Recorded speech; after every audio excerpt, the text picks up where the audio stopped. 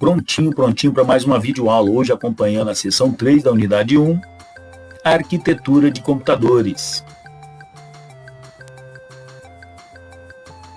Tudo pronto? Papel e caneta aí na mão? Tudo pronto para começar a anotação. Vamos lá então. Essa é a parte do conteúdo que fala basicamente ali da arquitetura, o que um computador no mínimo precisa ter para funcionar. E é uma parte interessante para quem não conhece nada de computadores, para ter acesso às configurações, aos softwares, a interação de hardware e software dentro de uma máquina, dentro de um equipamento que você vai colocar para trabalhar no seu projeto. Então, numa estrutura simplificada, a gente tem esse esqueminha aí que aparece lá no livro da disciplina, que mostra aqui, né, nesse quadro aqui, ó, a unidade central de controle, esse quadro central, unidade lógica aritmética, então aqui a gente tem as unidades de processamento,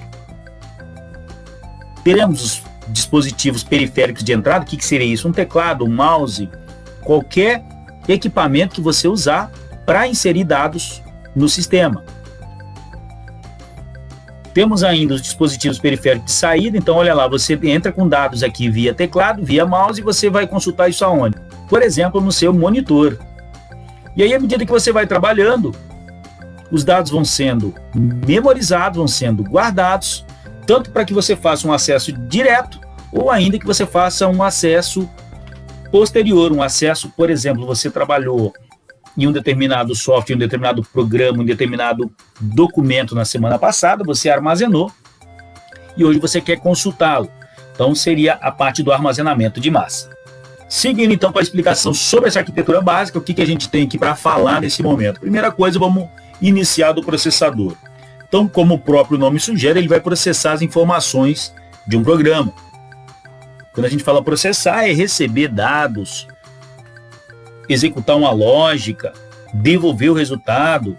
Então o processador vai ser o responsável tanto pela unidade de controle dos comandos que estão sendo acionados, dos comandos que estão sendo acessados, e ainda fazer ali o controle de fluxo de dados entre todos os módulos.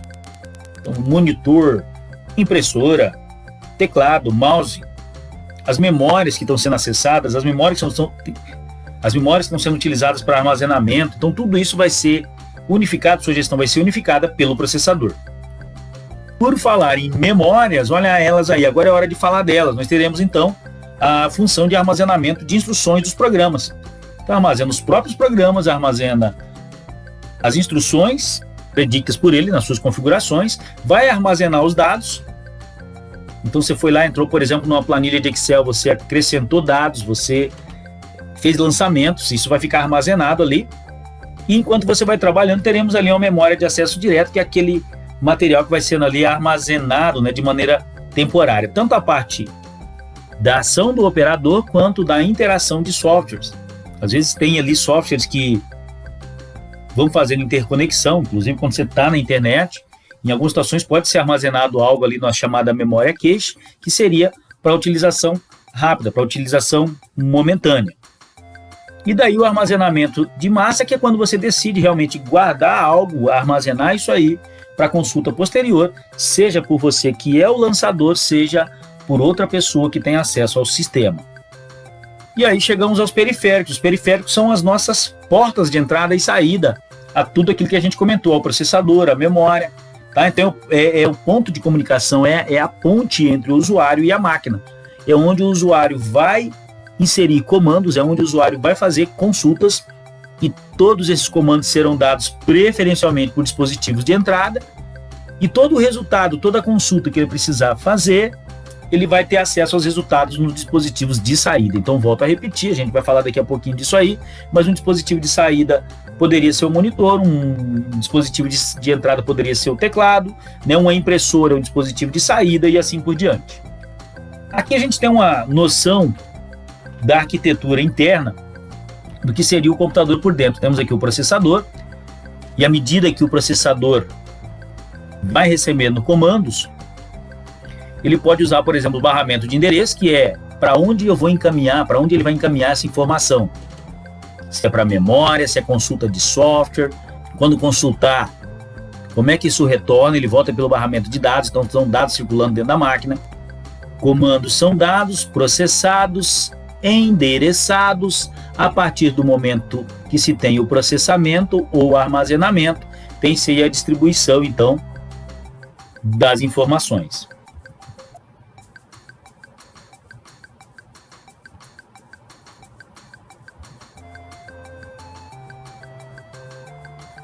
E aí chegamos às características de um PC, de um personal computer, ok? O que eu tenho aqui então? Vamos dar uma olhadinha aqui nas partezinhas de um computador. Então, um dos primeiros que a gente vai falar é do processador, certo? Então, é a chamada CPU, Central Processing Unit, que é responsável pelo processamento da máquina. Como a gente comentou ali agora, naquele mapinha ali, as informações vão fluir por aqui no sentido de receber comandos, processar esses comandos e devolver resultados baseado em consultas aos softwares, à memória e retorno ao usuário. Então chegamos à placa-mãe, que é essa placa de circuito impresso, como o próprio nome sugere, ela vai agregar aí os componentes, como uma boa mãe, não é verdade? Mas a ideia é pensar o seguinte, que é nessa placa de circuito impresso que vão estar conectados aí vários elementos como o processador, o chipset, slots para conexão de placa de expansão, teremos também os conectores de alimentação e os demais mecanismos de input e outputs dos comandos, correto? Então input seria para entrada de comando, output saída de respostas a esses comandos.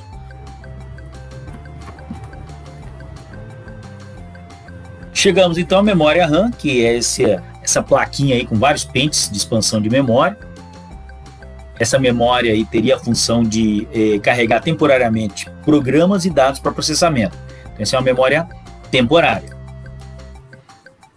Seguindo aí na nossa sequência de dispositivos, temos agora aí a placa de vídeo, sonho de consumo aí, por exemplo, dos gamers. Na verdade, você tem ali uma placa para rodar somente ali processadores gráficos e dessa maneira liberar o processador de informações para suas funções específicas. Então, você tem um processador gráfico dentro de uma placa de vídeo, para que ela rode todas as informações ligadas a gráficos, por exemplo, um jogo fica muito mais interessante. E aí, dentro da disciplina de informática aplicada, é interessante a gente perceber, por exemplo, a importância disso aí para programas, para softwares que vão rodar imagens, né? Imagens de georreferenciamento, imagem de satélite. É interessante você ter aí um equipamento mais robusto quando a sua função ou o seu objetivo for trabalhar com esse tipo de tecnologia. Então, só falando um pouquinho do conceito, dispõe de um processador gráfico que libera o processador da máquina, lá da CPU, tá? E vai interagir com este somente para gerenciar imagens. Então ele faz a conexão com a CPU e gerencia as imagens que você está analisando e que você está tendo acesso. Então deve ser compatível com o slot da placa-mãe já selecionada. Daqui a pouquinho a gente vai falar um pouquinho da sequência ali de escolhas, né? A gente percebe que todos esses equipamentos devem conversar entre si, eles devem ser compatíveis. Não adianta às vezes eu investir um pouco mais num setor e deixar o outro desguarnecido, porque pode ser que eu tenha ali um desses componentes limitando o trabalho do outro. Na sequência, o nosso disco rígido, né, o Hard Disk Drive, que é a unidade de armazenamento de todos os programas. Então ele vai tanto armazenar os dados salvos, os programas, e aqui é importante, pessoal, fica aí a dica, fica aí o alerta, a importância dos backups periódicos. Se eventualmente isso aqui der um probleminha e você não tiver backups, tem o risco de você perder tudo isso aqui, dependendo da gravidade do bug aí que der no seu computador. Na sequência, então, nós teremos aí a nossa fonte chaveada. Para que serve uma fonte chaveada? Essa fonte é que vai fazer a distribuição de energia para o PC e para todos os periféricos. Então é o ponto ali onde a gente vai ter possibilidade de gerenciar periféricos que não têm fonte própria de energia. Por exemplo, um mouse cabeado que não tem bateria. Então, de onde vem a energia dele? Vai vir aí de uma fonte chaveada dessa, correto? Do próprio monitor, porque a energia vem da rede, é conectada ao computador, ao PC, via fonte chaveada, e daí distribui-se para todos esses recursos que a gente está falando agora. E por último, o gabinete, né? Que é justamente ali aquela caixa, é a estrutura física que vai comportar todos os equipamentos que eu escolhi para compor a configuração da minha máquina. Então, vai ser responsável pela acomodação dos componentes internos do PC. E aí, na hora de escolher, é importante, né, eu ter ali a compatibilidade com o formato da placa-mãe. A gente vai ver daqui a pouquinho que, dependendo do seu objetivo, processador e placa-mãe são cruciais na escolha. Então, se você não vai comprar uma máquina pronta, você quer customizar a sua máquina, e a gente vai falar da importância disso para projetos mais robustos, uma das coisas que a gente precisa olhar é que a placa-mãe, o processador, nem tanto o processador, mas principalmente a placa-mãe, ela pode determinar a escolha do gabinete, porque o gabinete vai fazer como se diz, a acomodação física, né, desses equipamentos. Então, o que ele vai dispor ali? De um espaço interno, correto? Tem que ter esse espaço interno para se fazer um arranjo estrutural e permitir a conexão entre os componentes que a gente falou. Em geral, aí os gabinetes são relativamente grandes aí, até mesmo para se ter liberdade de dobramento de um cabo, né, para ele não ficar uma quebra muito brusca, muito seca, vamos dizer assim, permitir as curvaturas que permitam o funcionamento dos componentes interligados. Falamos agora em dispositivo de entrada e saída, vamos só passar rápido, que isso aqui é bem tranquilo, acredito que vocês conheçam aí, já tenham visto, já tenham usado, né? Mas o conceito é esse, pessoal. Os de entrada, eles vão entrar com dados, vão dar comandos, e os de saída a gente vai consultar os resultados posterior ao processamento. Então, por exemplo, o scanner. O scanner é um exemplo de dispositivo de entrada. Aqui você vai colocar documentos, vai digitalizar e vai encaminhar, né, para dentro, por exemplo, para armazenar esse material. Ou então para enviar via internet, assim por diante. Depois nós temos o monitor. O monitor é um dispositivo de saída. Lembrando que com a evolução da tecnologia, hoje a gente já tem monitores aí que se comportam como dispositivo de saída e dispositivo de entrada. É o caso aí dos monitores com soft, né, soft touch, que você vai ter acesso ali a comandos pela tela do próprio monitor. E isso aí a gente pode, inclusive, aí, avançar um pouquinho para os tablets, que já tem essa tecnologia praticamente nativa, né, nos aparelhos. Aposenta-se ali o teclado e o monitor passa a ser um dispositivo de entrada de dados. O cartão de memória, que uma vez trabalhado em uma máquina, em um computador, você consegue transferir os dados gerados ali, posterior ao processamento, os resultados do processamento, trazer para esse cartão e transportar de maneira física, né, para ser trabalhado em outra máquina. Então, quando você armazena dados aí, ele se torna um dispositivo de saída, e quando você acessa esses dados, ele pode ser considerado um dispositivo de entrada.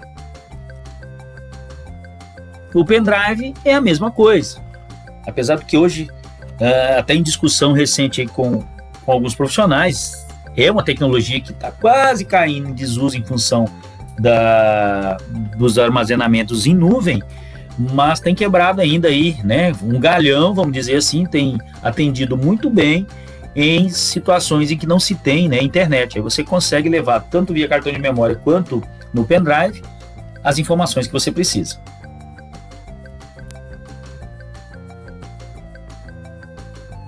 Olha esse aliado aí de quem precisa fazer também transporte rápido de dados, que você vai trabalhar em máquinas, às vezes em pontos diferentes, as máquinas às vezes não são suas, ou até mesmo quem tem aí seu notebook e acaba aí trazendo um HD externo para auxiliar, principalmente no armazenamento de massa, naquele armazenamento fixo de dados.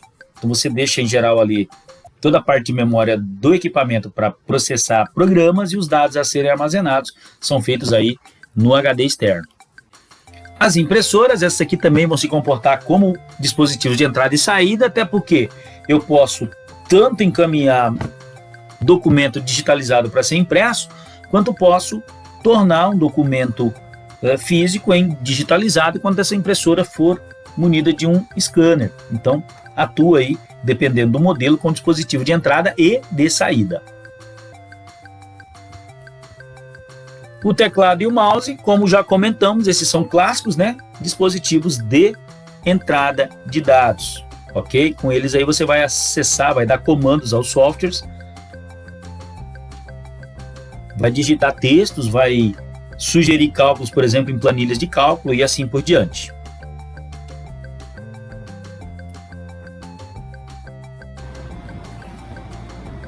Então é basicamente isso essa aula. Se tem alguma dúvida, posta essa dúvida aí embaixo, eu já volto respondendo para vocês. Se não se inscreveu, inscreva-se no canal, ativa o sininho aí, porque assim que as novas aulas forem ficando prontas, você já fica...